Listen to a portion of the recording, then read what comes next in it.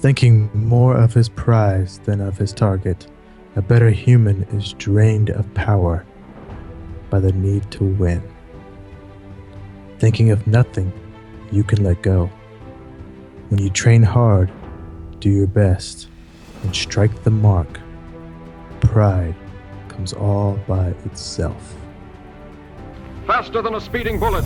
I ran until my muscles burned and my veins pumped battery acid. More powerful than a locomotive. An idea is like a virus, resilient, highly contagious. Able to leap tall buildings in a single bound.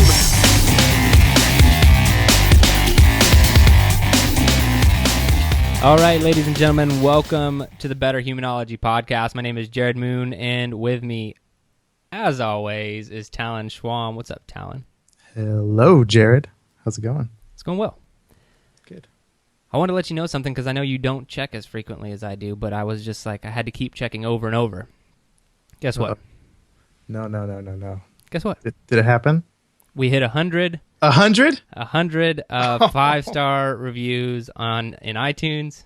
And so I want to thank all of the listeners, everyone who submitted a review. I know we had that ethical bribe for a while with a barbell, but which got us to around 98, and then we had those last two people. I just said ethical because it was very ethical. It was an ethical bribe, yeah. And we had those last two people come in. I really appreciate that. And anyone listening to this, if you want to leave us, just keep going. Keep this train moving. Yeah. Stop at 100. We can go 101, 102. That'd be just fine. We can go to 1,000. Hey, I'll take it. So I really do appreciate that to the listeners out there. And anyone who hasn't yet, feel free to leave us a 5-star review and a positive comment. It goes a long way in helping the show reach more people, so we appreciate it greatly. All right, now we can do Better Human Bullet time. Oh, Better Human Bullet time. There we go. Do you have a challenge for us this week? I do, but I want to go last. You want to go last? Okay. So, fitness challenge and mental toughness challenge. I'm doing one of the slashes this week, so it's both. Okay. I challenged everyone last week to do out of the bed, 100 miles an hour, straight to max repetitions, push-ups, or 50 push-ups. Right. I want to keep that train going. I want to build off of it a little bit. Okay. So I'm combining two things. So we've kind of done this before, but you can't have a bad morning after you do this. So cold shower for minimum 2 minutes. Surprise. 2 minutes. Okay. So 2 minutes full cold, unless for some reason you live in a place where full cold is like dangerous, which is possible. So 2 minutes max cold, stay in there, have a timer, and then immediately after you finish, dry off, but then max repetitions, push-ups. It's amazing. Okay, so we do it not right when we get out of the bed. We do it after the shower. No, now we're just switching things up a little bit. I'm trying to just make your morning better and better and better. Okay. And this is going to do it. For sure.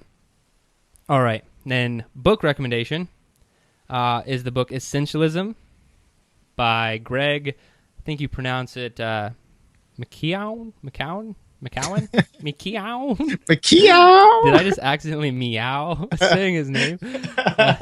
Anyway, Essentialism. Everyone knows, I've mentioned this book, The One Thing. I actually mentioned it to you before we even started the podcast because I'm a huge fan of the book, The One Thing by Gary Keller. So this book came out around the same time.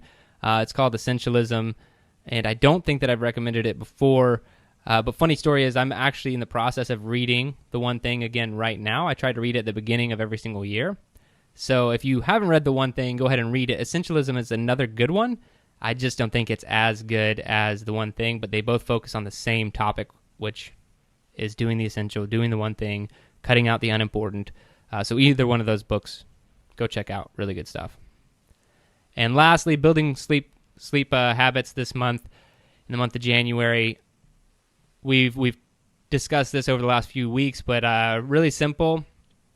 Try to start getting a little bit more habitual about your sleep, going to bed at a certain time, even if it's on the weekends, waking up at a certain time, even if it's on the weekends. And a big one here that I think a lot of people fall prey to is if you wake up in the middle of the night or you wake up a little bit early, I know what you probably do, and that's either reach over to your phone and click the little button, see what time it is, or maybe you wear a watch and you hit the light to see what time it is. Don't do that. Unless it's time to wake up and you know that for a fact, do not look at your phone. Do not look at the time, because once you know what time it is, your brain immediately starts to think. And it's hard for me to shut that down. So if you wake up, it might be 2 a.m., it might be 3 a.m. I remember when I first started doing this, it was like a little bit mysterious for a while, because I'd wake up in the middle of the night, and I always used to look and see what time it was. But right. Since because I've been doing this for a long time, I don't look at what time it is anymore. I'll just be like, I really wonder what time it is. But then, then I'll just go back to sleep. I'll never look. I always start doing math if I do that. If I check the time, then it's like, my brain immediately jumps to math, and I'm like, that's like probably one of the most stimulating things you can do for your brain. Have you seen those alarm clocks? They have apps on phones where like your alarm clock goes off, and you can't turn the alarm clock off unless you do a math problem. Oh, really? No, I haven't seen that. Yeah, they're really cool. You could download them in the App Store, but because that is like what you said, it's like one of the most mentally stimulating things you could do. So like, and you get to set the level how hard the math problem is, and so you can like algebra or like simple addition, and you have to figure it out before the alarm sound will go off. It's for people who have like obviously really hard times waking up. Right. Cool stuff. All right, man. So that's over to you now for your challenge. Okay, so mine isn't anything that crazy this week. So what I want you guys to do is probably something that a lot of you are doing already, but it's mostly for those out there that aren't doing it. So I'm going to do kind of a revisit of this thing, because the way that I practiced meditation this entire time doesn't seem to be the way that it's being explained to me in some of the new research and things that I'm reading about. So what I want everybody to do is to meditate. Take a little bit of time every day to meditate this week. So this will be like your meditation week to start off the new year. If you don't do it, like at least do it every day this week. And so try and set aside at least like 30 minutes. And it doesn't mean that you have to take that entire amount of time meditating, but you just want to have enough time so that you feel like you're not rushed, because it's hard, I feel like, to meditate when you haven't been doing it. And for me right now, trying to get back into it, it is taking a while. I know, Jared, you said it's something you do in your morning routine already every day. And so that's kind of something that I really want to incorporate into my life. And so that's why I really want to challenge others out there that aren't doing it to start doing it along with me. And so what I want you guys to start doing really with just this week is something that I think really helps to make it kind of process speed along for you to get better faster. That's what I'm going to do, is just focus on making breathing kind of your bitch this week. Right. So see how long you can focus on just your breath for. And don't time it or anything. Just see how long it feels like you can hold it for. And not holding your breath, just focusing on your breathing only. Nothing else. Like when your mind wants to start wandering, see if you can hold it just still on your breathing. And then just see how long you can do that for. And then just try that every day this week. And then we'll see how you feel at the end of the week. Yeah, man. And it's, for me personally, it's different every single day. With meditating, like, so it's a challenge. I use the Headspace app, and you kind of go through like these levels, right? Like they have like after you finish every 10 sessions, they like upgrade you to a new level. Yeah. And so far, the path that I'm on, all they're really doing is they just take more and more of the verbal commands away to essentially to where I'm at like a point now where he's like, okay, begin meditating, and then like he just tells you when it's over. And what's funny is, I mean, he talks about it a little. He says, like, gives a recommendation for that specific session or something. But when I first started that, I was like, did not think I was ready to not have like fully guided meditation, because I was like, no, I need someone to like chime in, tell me what to do. Like, I don't think I'm ready for this like full. Well, they cut you off early, huh? No, I felt like I always needed someone to like.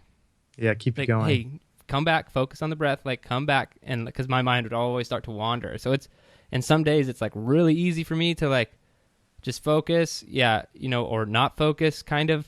It's like this weird line. Right. But then some days it's like I will be completely lost in thought and forget that I was even meditating.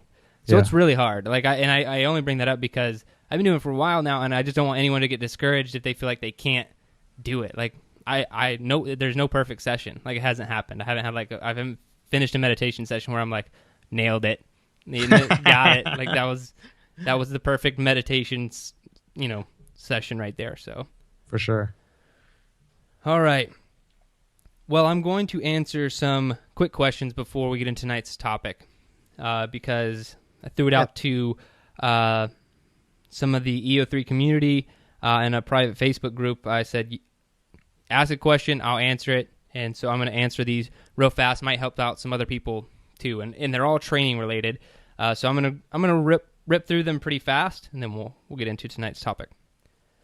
All right, so one guy, and I get this question or some variation of it, is how to scale for masters, and so just older athletes, and really masters now breaks down even into the 30s, so 30s in your 40s, 50s. How do you scale?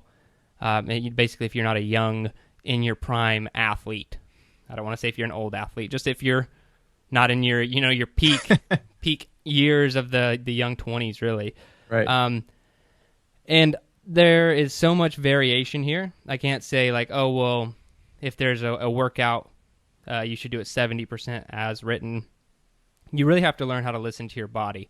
And I think that there are two different ways you need to scale as a master. The first one is more mathematical. You need to scale by volume.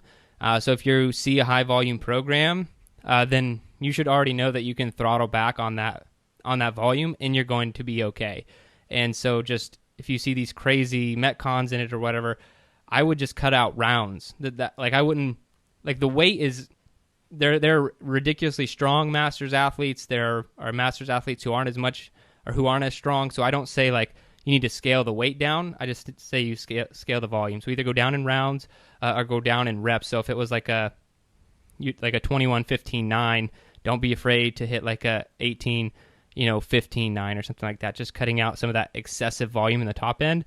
And then I would just say really, really learn how to listen to your body, because sometimes you might need to scale on intensity. But I know we had in our shred program, we had a guy who was 67 years old who tore through that program, saw amazing results, and had no issues. So, I mean, he's almost 70, and the shred program is not easy by any means. And he had no problem. He knows how to listen to his body. He's been working out for a long time, and he knows what he can and cannot do. And like I said, he saw amazing results. So that's impressive. Yeah, it is impressive. I want to talk to this guy. Maybe we should have him on the show. Maybe we should. All right. Next question. Is Olympic lifting for everyone? I get a lot of questions about Olympic lifting. And then another question kind of tacked onto that one is, how do you add Olympic lifting to maybe any program if you want to practice it? So is Olympic lifting for everyone? Yes. Technically, anyone with a good coach can do Olympic lifting. It is for everyone, but it is very technical, and it is very much a skill. It is not necessarily a strength.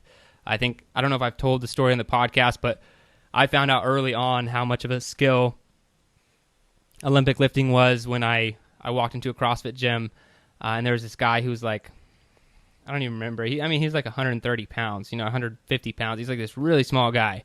Wow. And he could snatch like 225. And like at that point I had just started Olympic lifting, and I could hit my body weight if I was lucky, which has always been around like 180, 185. And I was like, but I could like squat and deadlift this guy into the ground, So I was like, I kind of had that realization early on. I was like, okay, so I can deadlift like 10 times as much as you, but you can snatch way more than I can.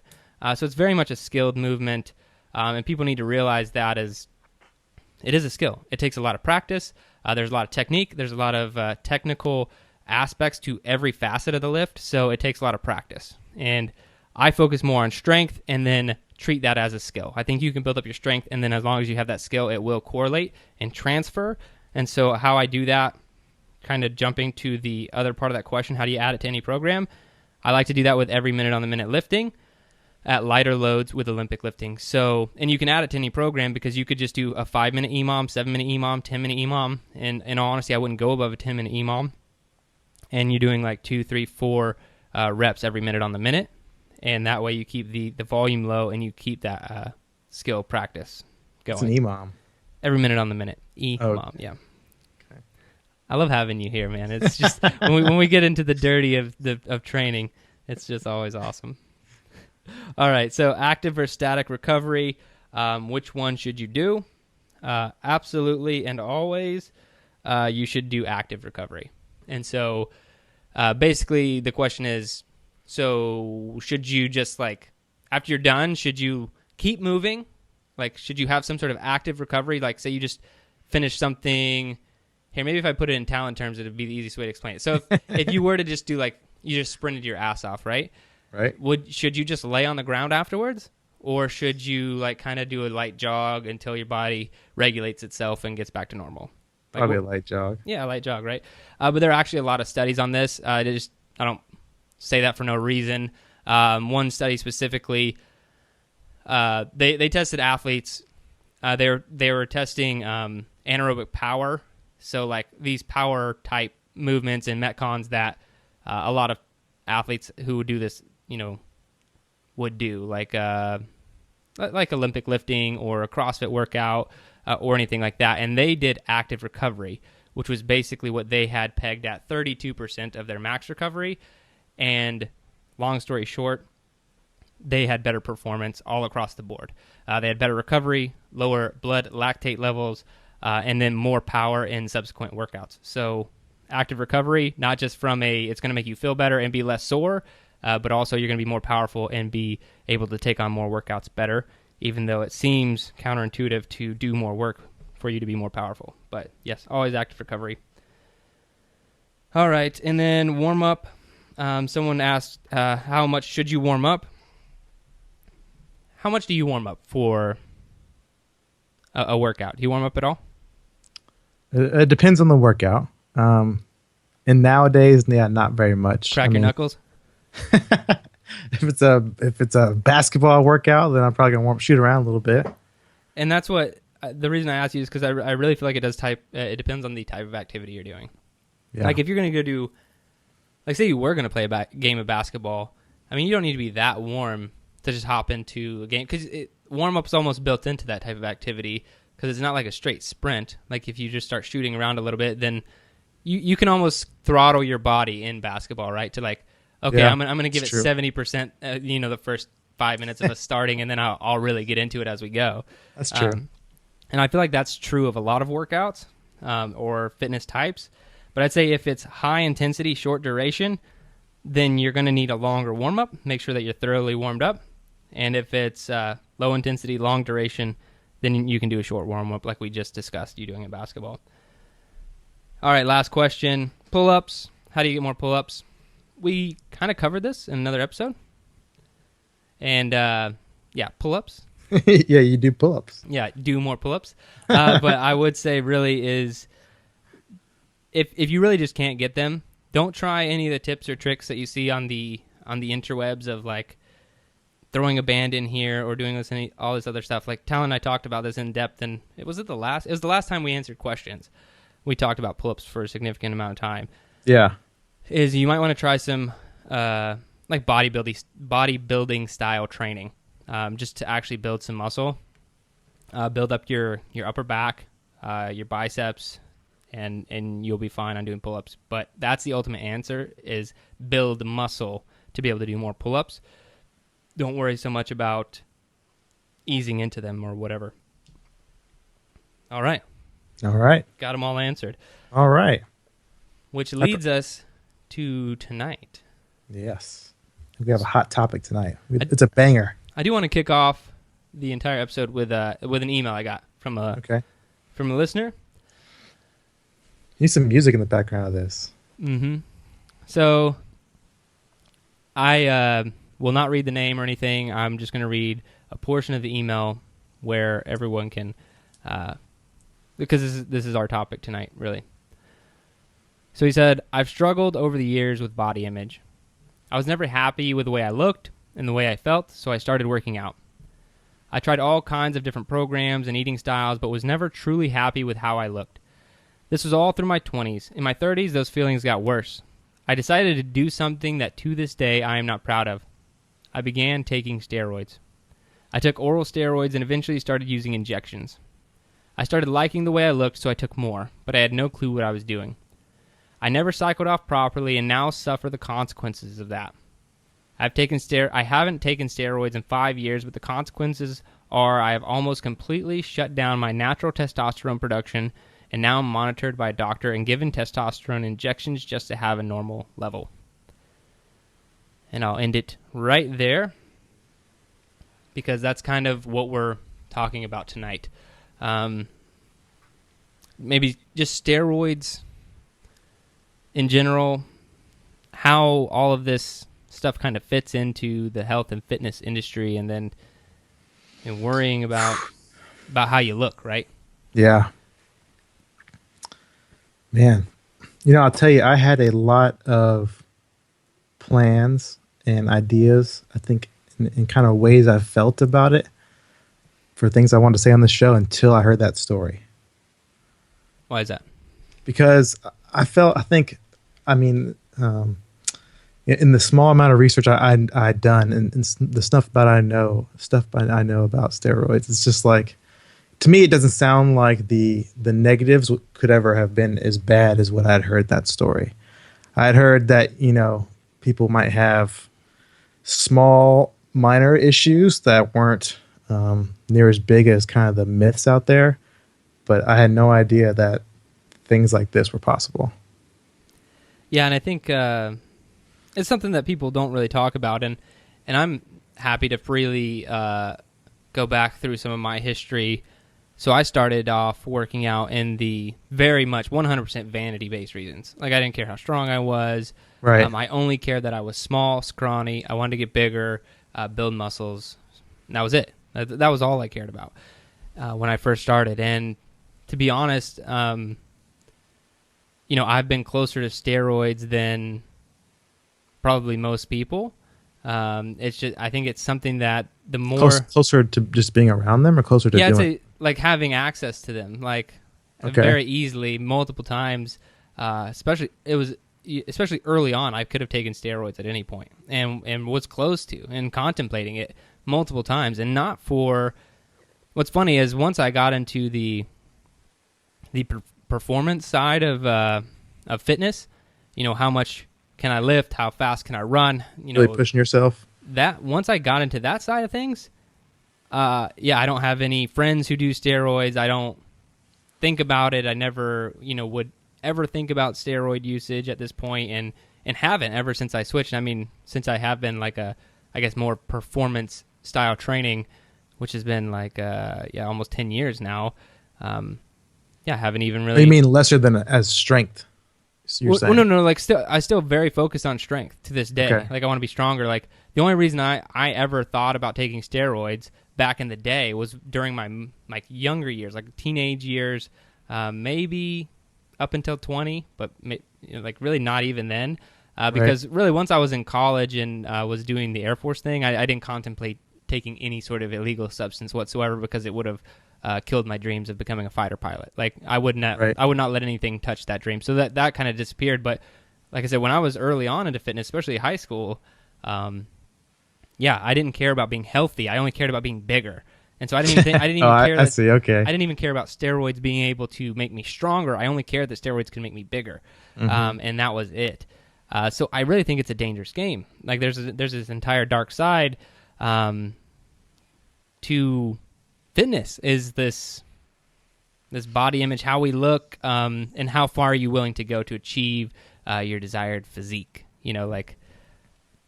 It's scary. It's a scary world. And luckily, I will say, just in case there's any ambiguity or if that was mysterious, I have never taken steroids to this day, but I don't want to. I just read the email from the listener who obviously had a lot of the same thoughts that I had early on in my fitness journey, and maybe the real difference here in him and I is just he had more access to it than I did. Like, I had relative access. Like, I knew the guy who could get it, but maybe it was just a lot easier for him, so he pulled the trigger on it, Right. And so I was young and dumb once, and have been close to it, but never pulled the trigger.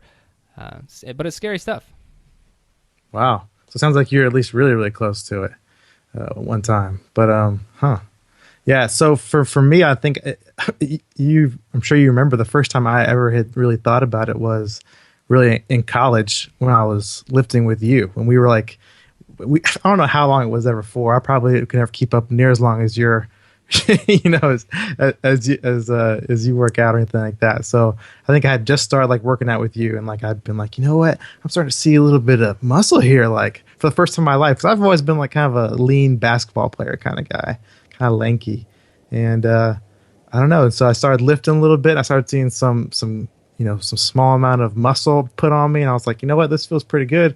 Maybe I mean, steroids, it can't be all that bad. Maybe I'll just do one round, and I'll get super big, and I'll keep working out, so I'll hold on to it. It'll be great.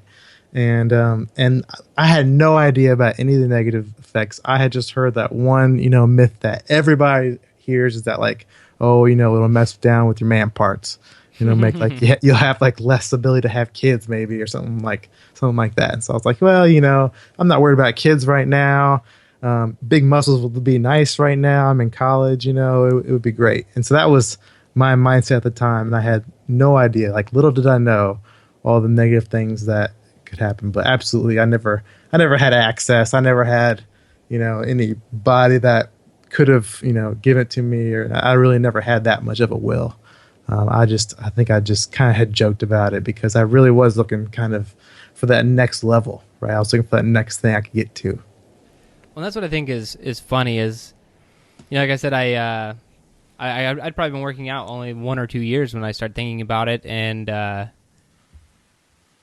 luckily I didn't. I think when I had more serious conversations with guys who had done it, I did realize that it was like this, like if you didn't know what you're doing, you're gonna get like effed up pretty bad.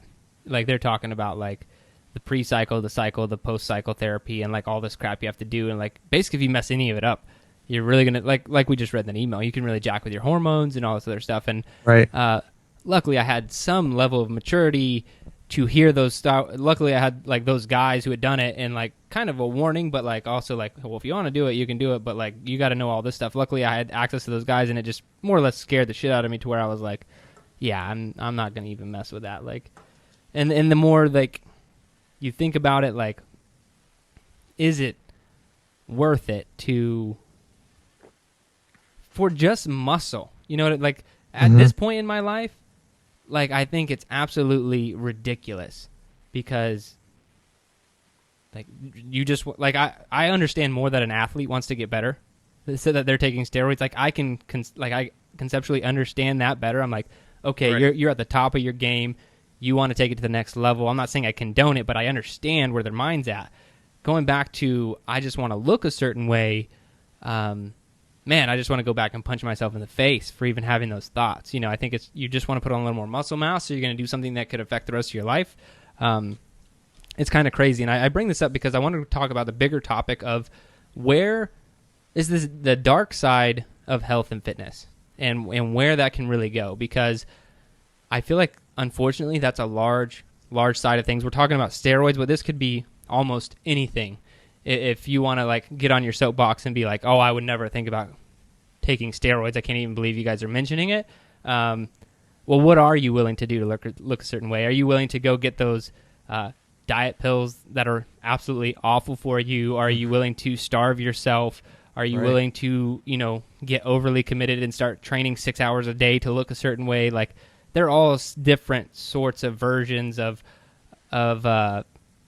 this problem, and I mean, it actually has an order. It's body dysmorphic disorder, and I think I definitely suffered with that as a young guy who was coming in super scrawny. When I started working out, I was 138 pounds, and just trying to put on muscle, and it was never good enough. Big enough, there was no such thing as big enough, and that's when because I'd gain I think when I first started working out, I was like, well, man, if I get to 150, like that's pretty solid. Like, I'll be good. Yeah. Wow. I get to 150, and I was like, I guess it's not really 150. It's probably 170. It's like, that's the golden ticket. I get to 170. I'm like, nah, it's got to be 180. I get to 180. That's not good enough. I get to 190. That's not good enough. I get to 200. It just kept going. And then once I was tipping the scales at above 200, I was like, dude, like, you're effed up, man. Like, there is no end here. Like, are you going to be that guy who's like 260 pounds of muscle who like can't wipe his own ass, or like talk on his cell phone? Like, is that the guy you want to be? And luckily, I had the right influences in my life at the time to switch my fitness. But man, there's a lot of who were those influences? Who got me into more functional space? Yeah. Specifically, one of my best friends and training partners, his name's Barrett Bruce. Yeah. His dad actually. So Barrett and I used to always go to the gym, and we would be lifting, trying to get stronger, trying to get bigger. Yeah. And then I remember specifically one day he was always doing weird stuff. And then he came up, and he used to play football at the University of Texas, and held all. I had no idea. Held all these records, and still holds these records. In UT football, he's a big name around there. And he was like, you guys need to try a real man's workout. And I was almost offended, because I was like, dude, we're lifting really heavy weight, and we're doing manly stuff right here. What are you talking about? And he basically walked me through a 10 minutes of kicking my ass, and let's just call it a CrossFit workout, metabolic conditioning, to the point where I reached muscle failure and couldn't complete the workout.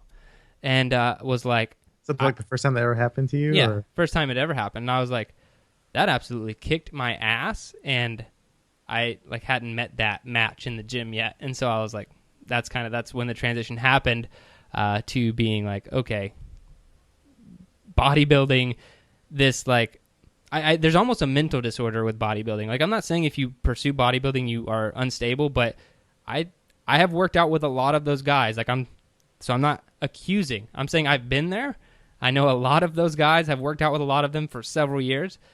A lot of them I don't think are 100% mentally stable when it comes to their body image. And I've been there, and I think that once you flip out and go, to the functional realm, things get a lot better. I just saw a documentary, I think that's on Netflix. It's called My Beautiful Obsession, I think. Have you seen that? I haven't.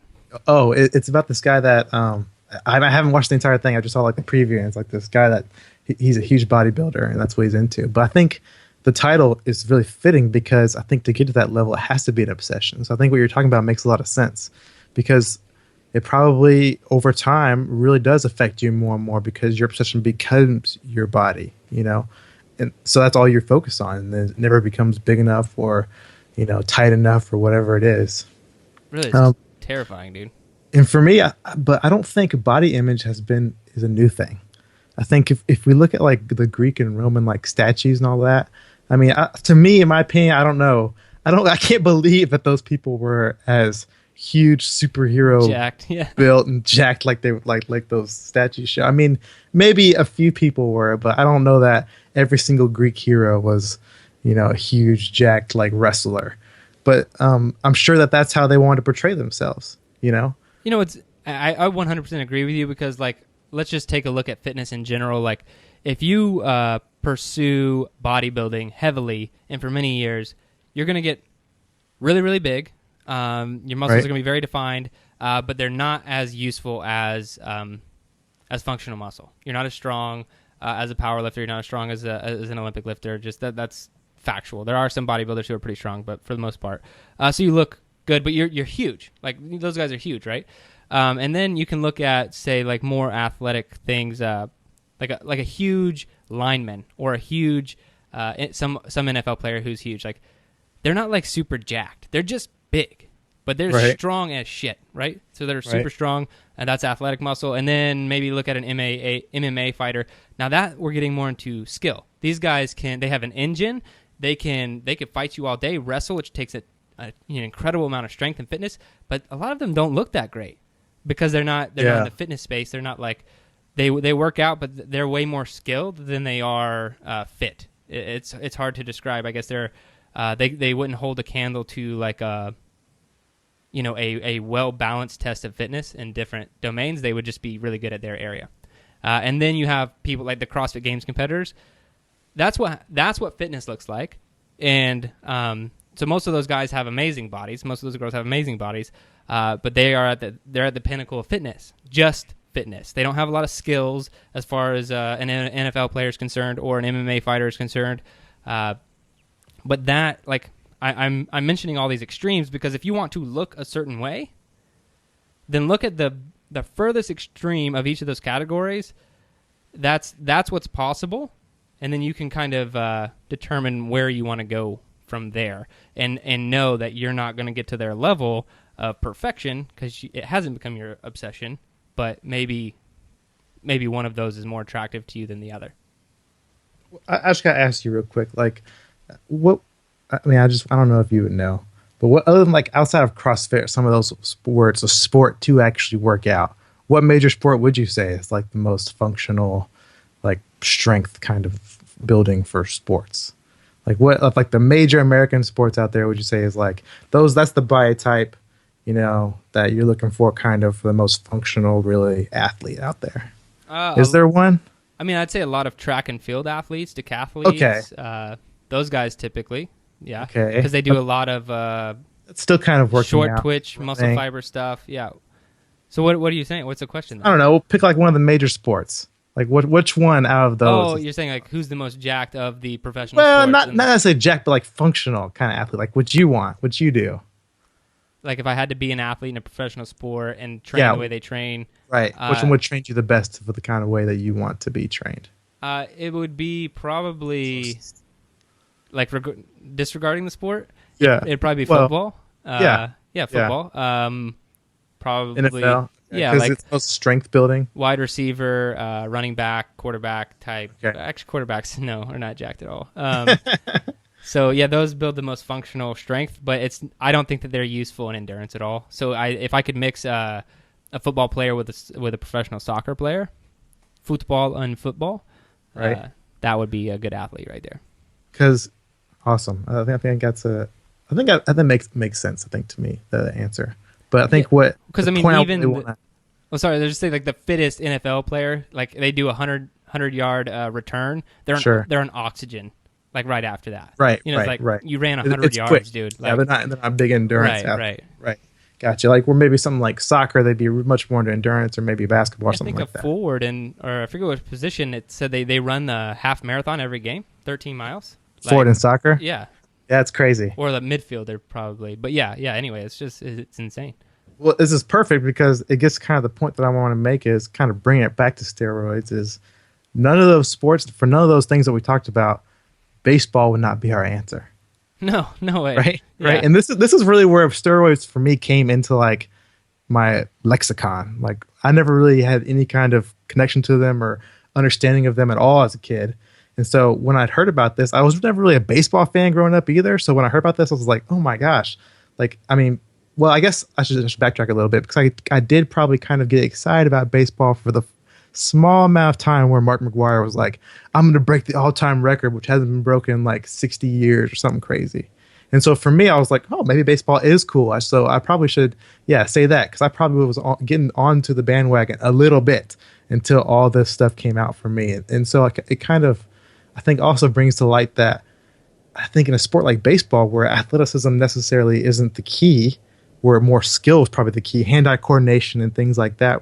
So for hitting the ball and throwing the ball, adding that much strength became such a huge multiplier for the entire sport that's what put it on the big scale. Because I mean, even though we talk about all these negative things that steroids do, we say this is better humanology, and it made those people hit the ball better than they necessarily would have if they didn't take steroids. So that is an interesting point.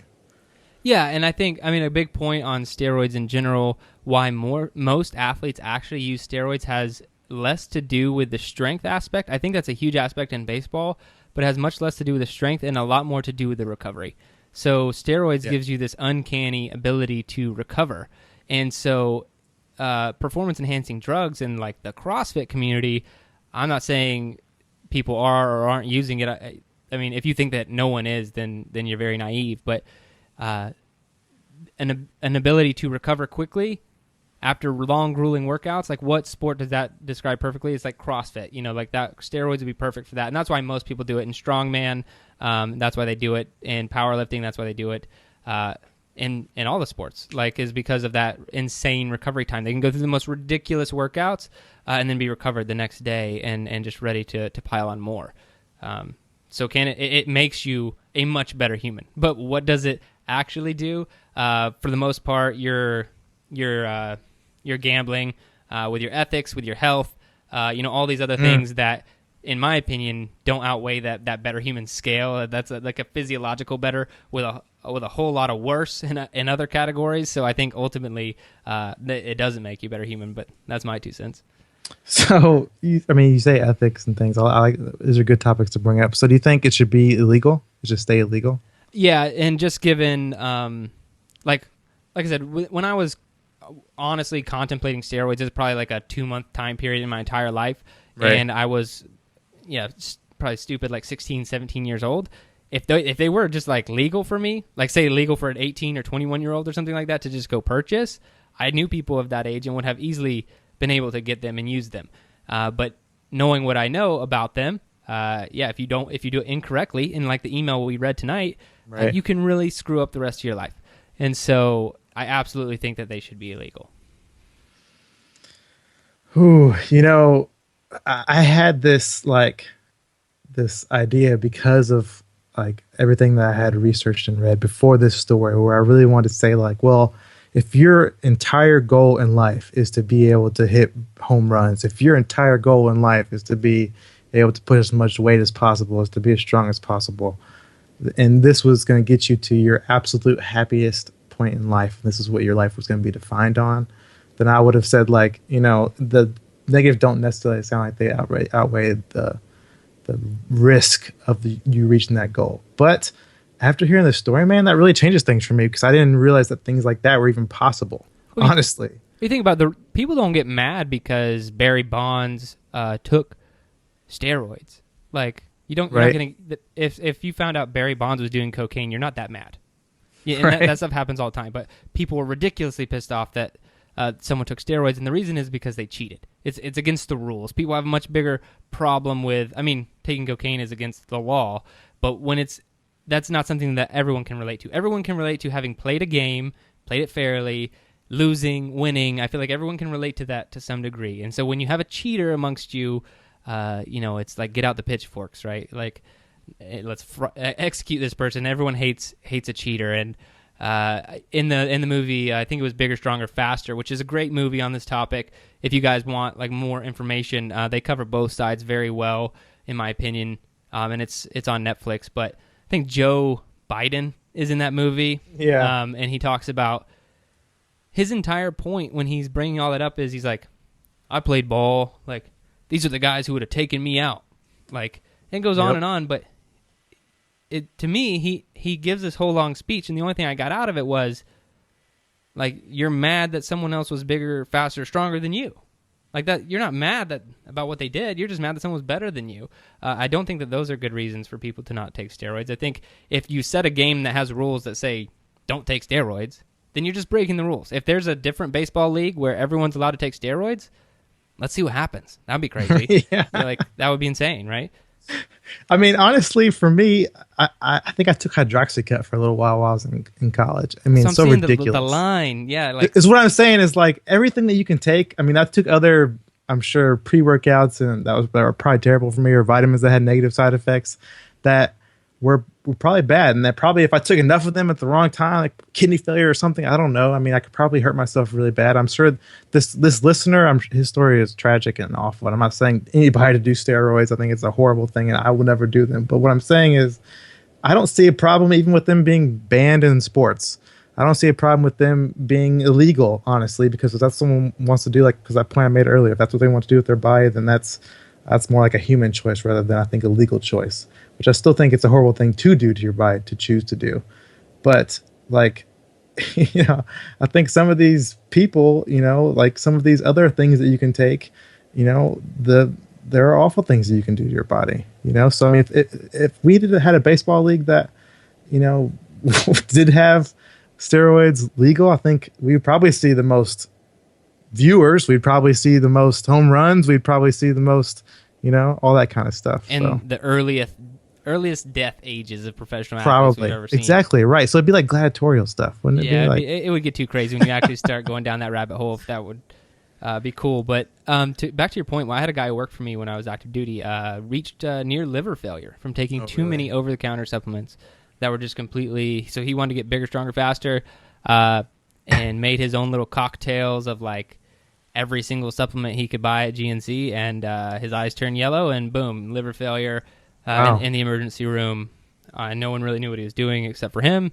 Yeah. And he finally told the doctors, and they're like, dude, you can't do that. And he's like, doesn't say you can't do that.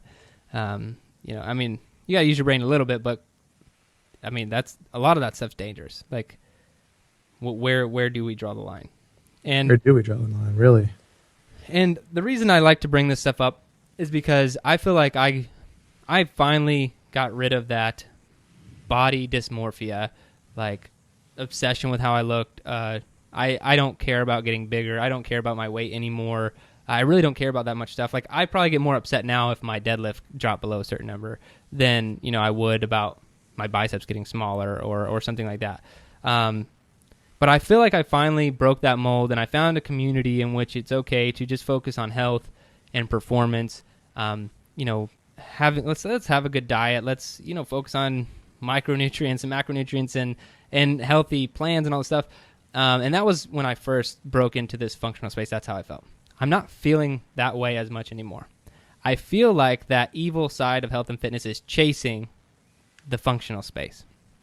And I see that with people who are around Into3 Fitness. You probably hear me talking about macros a lot more in nutrition. And I normally only talk about training, but the reason I'm talking about macros is because counting macros, Talon, if you're not familiar, so it's like you're given the 3 numbers: carbohydrates, fats, and proteins, right? And you're given those numbers, and you can kind of eat whatever you want so long as it fits in those 3 macronutrients are covered, right? Right. And that's how bodybuilding was, and that's how I was into it for a long time. But now counting macros are getting huge in the functional space, like huge in CrossFit, everything. They're just counting macros. But with that comes all this like bad misinformation, unhealthy eating, terribleness. And so now I'm like, okay, I have to take a stand here. I'm not just I can't watch this happen. I've already been to the dark side of fitness where you'll do anything and everything, or like you'll see all these people doing terrible things that are like shortening their life or like obsessed with their bodies. I've already been there, and now I see it coming over to like my side, and it like kind of pisses me off. And so I'm like, no, okay, like I'm going to help correct this misinformation as much as I can. And so it's just, you can't run from it. It doesn't matter where you go, what fitness you do, everyone's going to feel that they aren't good enough, or that they don't look a certain way, or there's a little bit of fat on their love handles. And I just want to say, it doesn't matter. Like, you're good enough. Like, I know that I'm all about like, try harder, wake up earlier, you don't deserve it. But man, I am not talking about your body image. If that has ever come off a single time in the podcast, I don't feel that way about how a person looks or feels about themselves. You are good enough, and that's it. You're good enough. Man, you pretty much can drop the mic on that one, I feel like. Because it's true. That's how I feel. I mean, acceptance is the answer. So, absolutely, my man. It makes me feel good just to hear you say that. Probably even just for me, probably talking about my body with you. But no, I mean, I think that you hit everything with that last bit. All right, guys. Well, if you're enjoying the podcast, head on over to iTunes, leave us a 5-star review and a positive comment. In all honesty, if anyone is out there struggling with body image, feel free to hit me up. You can go to my website, into3fitness.com. I honestly would love to talk to you further, especially if you're thinking about doing any of the dark arts of health and fitness that you shouldn't be doing, or if you need some misinformation corrected on your diet, whatever. I got some good resources for you. But other than that, that's all I got. Thanks.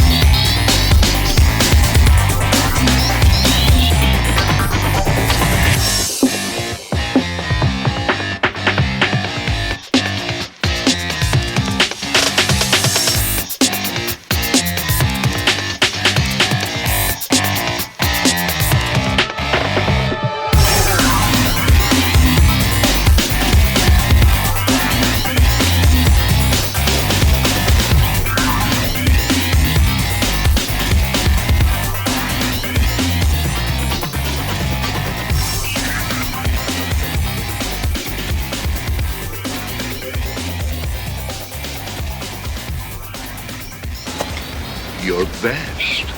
Losers always whine about their best.